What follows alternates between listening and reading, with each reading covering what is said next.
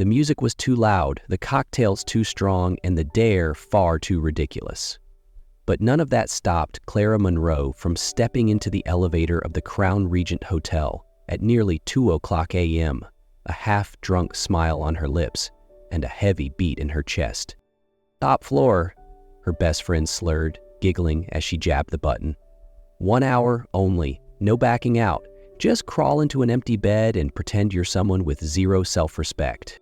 Clara was not the kind of girl who accepted dares. She was structured, calm, painfully private, the kind who still color-coded her planner and wore cartoon print pajamas. But tonight was different. Tonight was a blur of heartbreak and tequila. Just hours ago, she had walked into the apartment she shared with her boyfriend of 3 years, the man who once promised forever, and found him kissing someone else.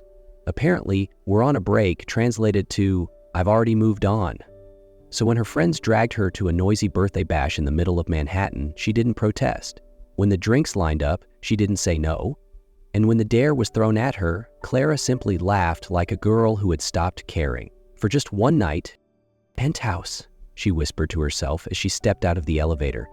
The hallway was eerily quiet, carpeted in deep velvet red, the soft yellow glow of wall sconces casting gold across the paneled walls. Clara scanned the room numbers, heart pounding, partly from adrenaline, partly from the alcohol still thrumming in her veins. At the end of the hall, one door stood slightly ajar. No noise, no light, as if someone had forgotten to close it after housekeeping. Clara looked around. No one. Then, as if it was the most natural thing in the world, she gently pushed the door open and stepped inside. The suite was massive, opulent in the way that whispered money. Leather furniture, crystal accents, a breathtaking city skyline through floor-to-ceiling windows, a bucket of champagne chilling on a silver tray. Clara ignored all of it. Her cheeks burned with humiliation, but she was already here. The dare was simple: get in the bed, stay an hour, leave before sunrise. And for some reason, she believed.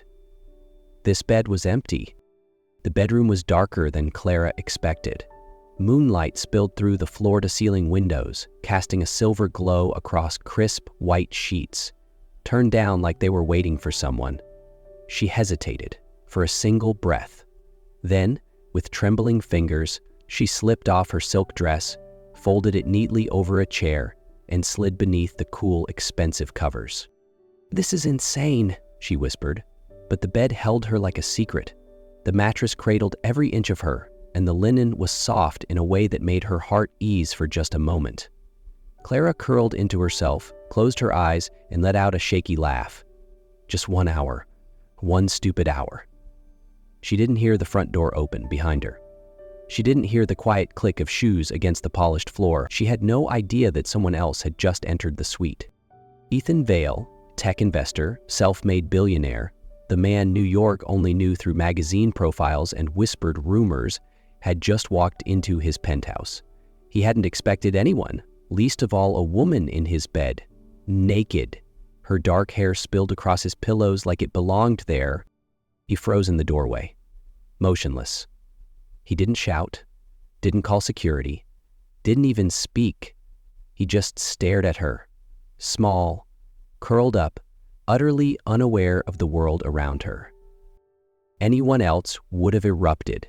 Instead, Ethan loosened his tie, exhaled slow and deep, and walked to the far side of the bed. Clara stirred slightly, but didn't wake. He peeled back the covers, slid in beside her, carefully, without touching, and stared at the ceiling like it held the answers to something he'd long forgotten. There was something in the way she slept, unguarded, vulnerable, like no one had ever warned her the world could be cruel, that pulled at something dormant in him, a flicker in a place long shut down, a memory of what it meant to feel anything at all. And all of this, every thought, every ache, came before she even opened her eyes.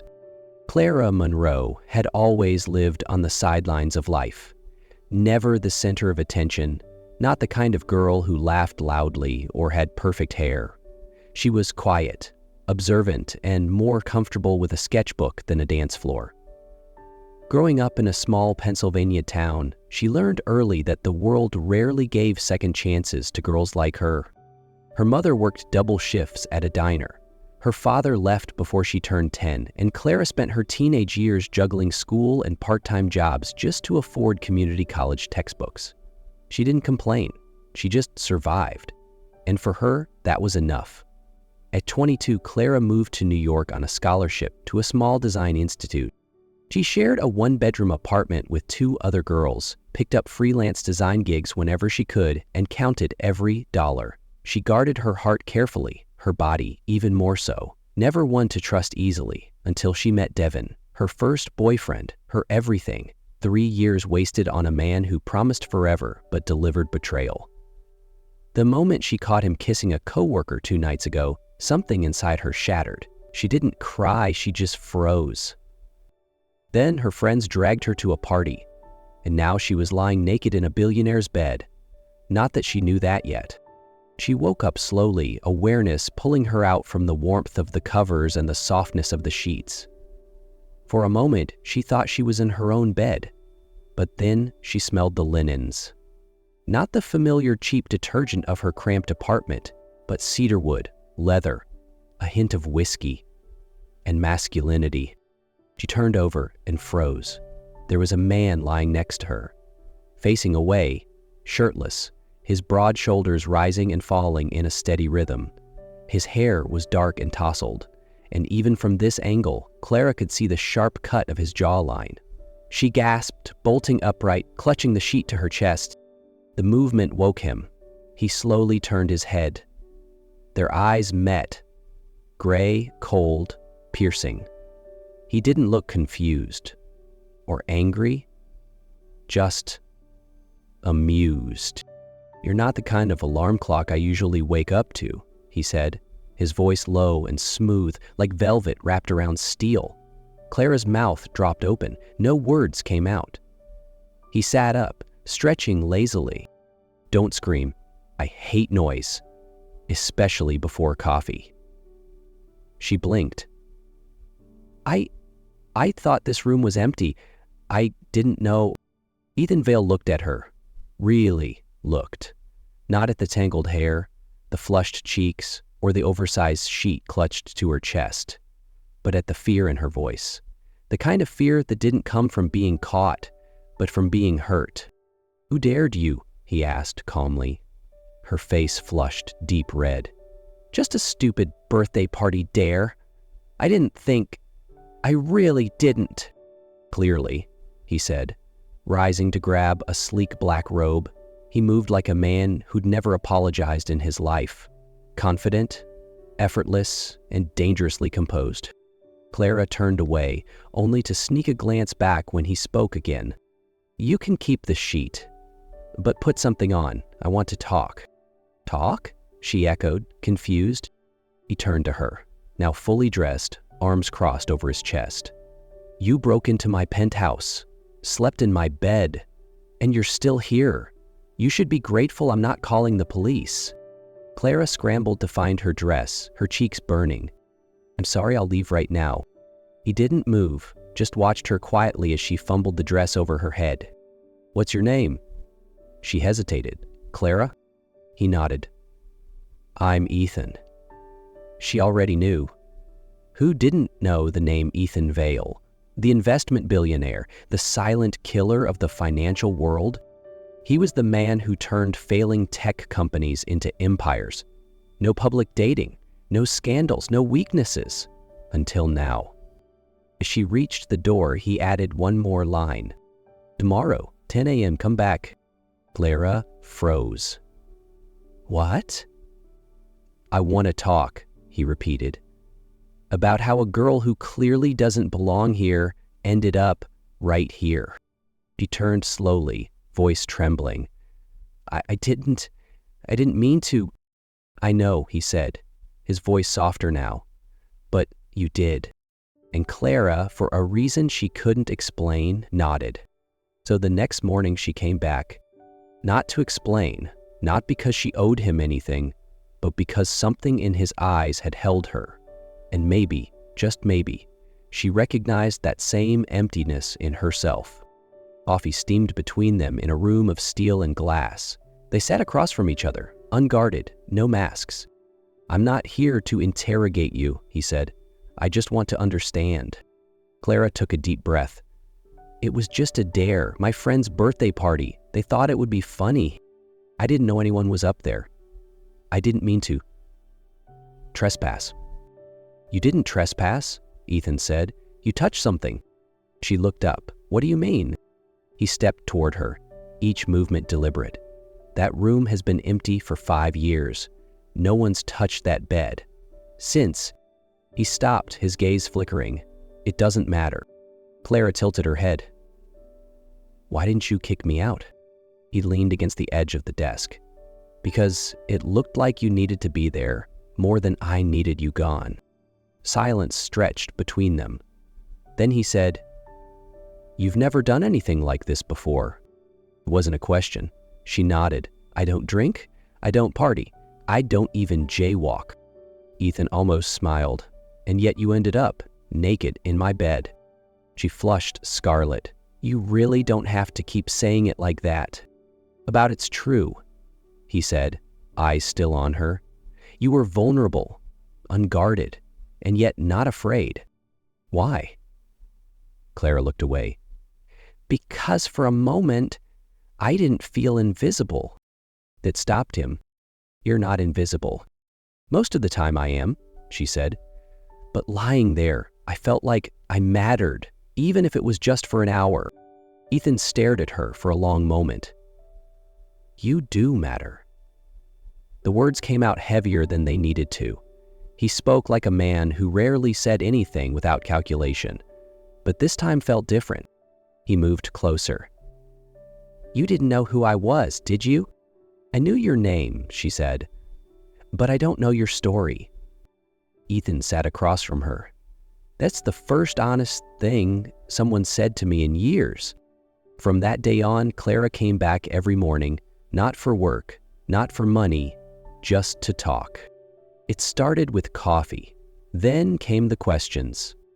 He asked her what she feared most. She answered, failure. She asked what haunted him. He said, silence. He asked what her first kiss was like. She replied, awkward and forgettable. She asked if he'd ever been in love. He said, once, and then never again. They didn't touch. They didn't cross the line. But the tension between them was always there, unspoken, uninterrupted.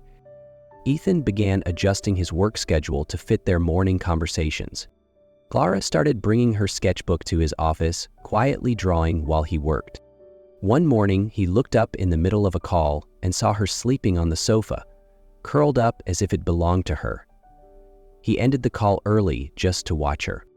Another time, she brought him lunch, homemade pasta in a plastic container. He ate every last bite. "You're the first person to feed me without expecting a deal," he said.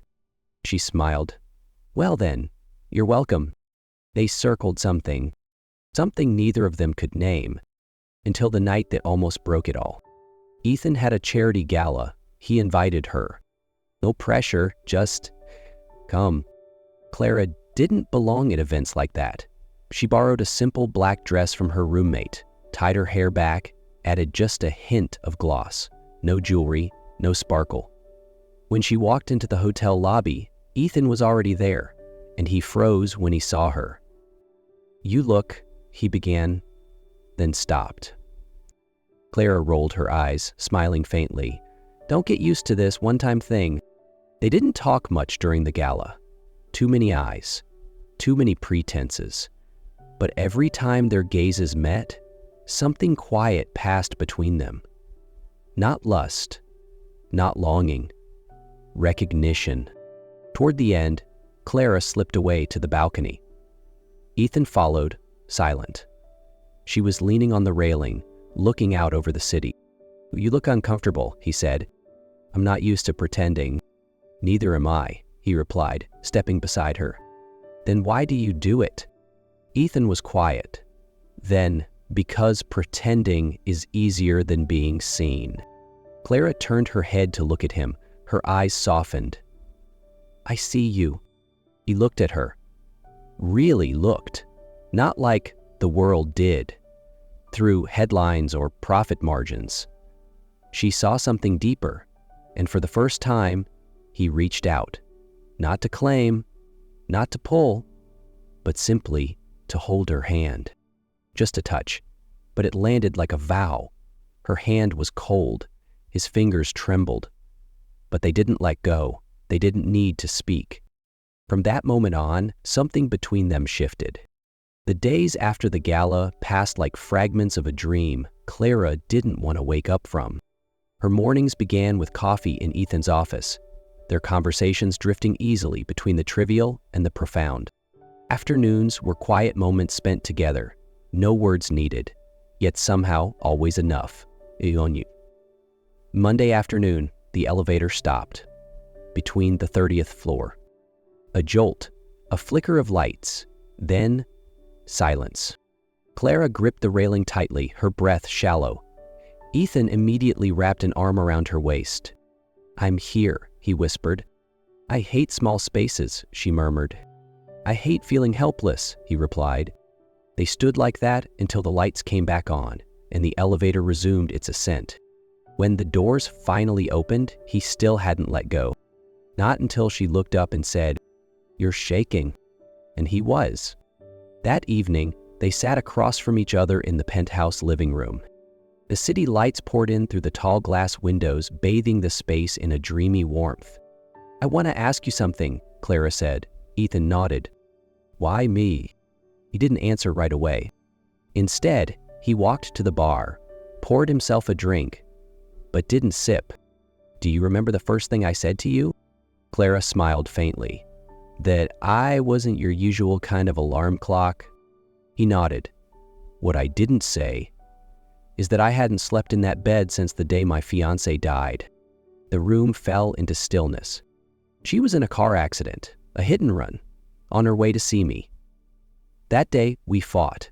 I told her she wasn't enough, that she didn't understand my world. She got angry, she left, and she never came back.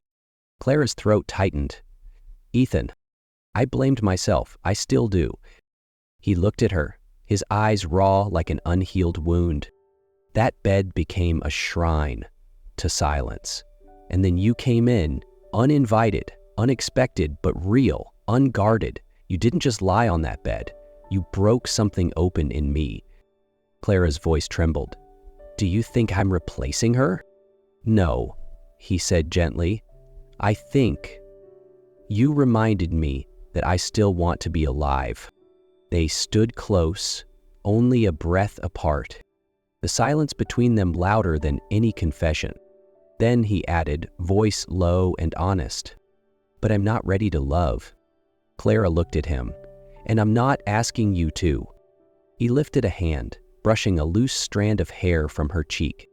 "Well, I need you close, even if I don't know what to call it." She closed her eyes. "Then don't call it anything." He smiled, soft, fleeting. "You're dangerous." "I'm no one," she whispered.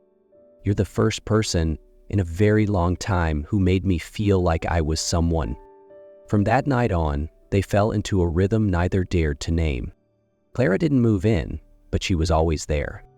She kept her own small life, still rode the subway, still cooked her meals, still went to design classes. But every night, without fail, she came back to him. Neither of them spoke about the future, no promises, but they both knew something real was building. Then came the scandal, and it hit Clara like a wave she never saw coming. A photo. No caption, no story, just a candid frame of her stepping out of Ethan's penthouse at dawn, hair undone, shoes in hand, eyes cast downward, like she hadn't fully left the night behind. A gossip blog posted it with a headline, "Mystery Woman Leaves Ethan Vale's Fortress, Lover or Leverage?" Within hours, the internet exploded. They dug up her old personal art account, screenshots of her sketches, even the private one of Ethan she thought no one had seen. The school called her in. A professor gently suggested maybe take a short break. Her classmates whispered. The shopkeepers near her building looked at her differently. Clara didn't tell Ethan. She didn't know how, but her silence said everything. He texted, waited, called, no reply, until the 7th night when he chose not to wait anymore. She found him sitting outside her building, no driver, no suit, just Ethan, looking like a man who'd finally stopped pretending. That night, he didn't ask her to come back, but he made her want to. She stepped out, quietly sat beside him. "I thought you disappeared," he said, eyes on the pavement. "I did," she whispered. "Because I didn't know who I was anymore in all of this." He looked at her.